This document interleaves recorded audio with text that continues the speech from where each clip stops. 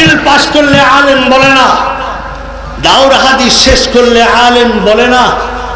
ওই ব্যক্তি আলেম, জাননেওয়ালা যিনি তিনি আলেম।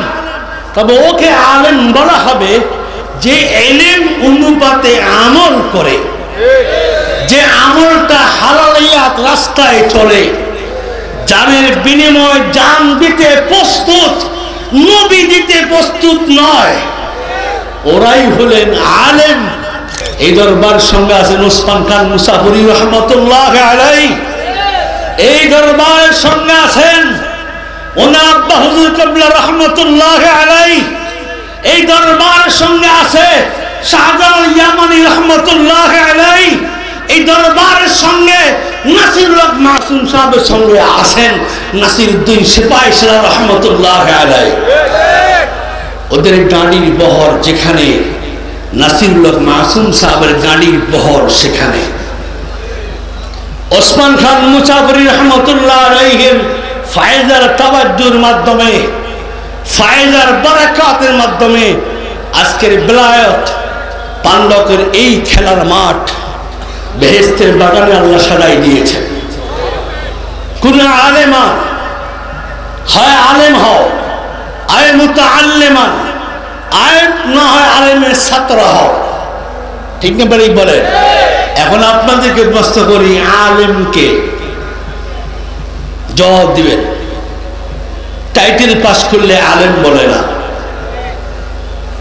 উলা দাওরা হাদিস পাস করলে আলেম বলে না।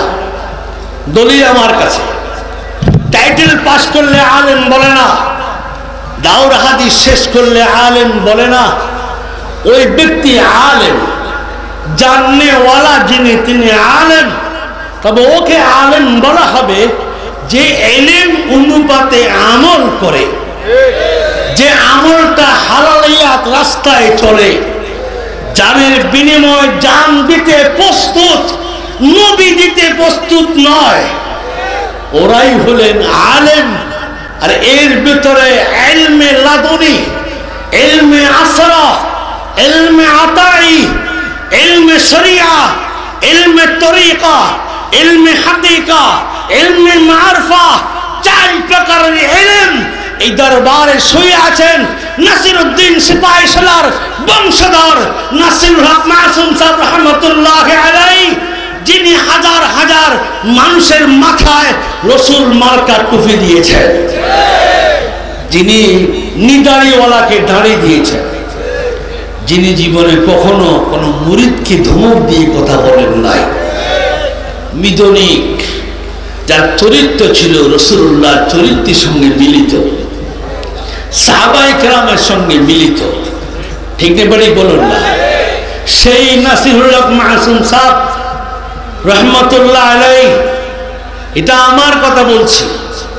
আপনারা যত লক্ষ লোক এখানে আছেন, যত ফেরেশতা আপনাদেরকে বেষ্টন দিচ্ছে, দুজন ওলি সাক্ষী রেখে, সিলেটের শাহজালাল ইয়ামানি সাক্ষী রেখে বললাম, আমার কানে আর চোখে দেখা বেশ কম কিছুই নয়। ওলি যদি হয় ওরাই ওলি। ওদেরকে আল্লাহ বলছেন লাহুমুল বুশরা ফিল হায়াতিদ দুনিয়া ওয়া ফিল আখিরাহ, সুসংবাদ ওদের জন্য যাদের কলবটা ঘুমাইলেও আল্লাহ জিকির করে।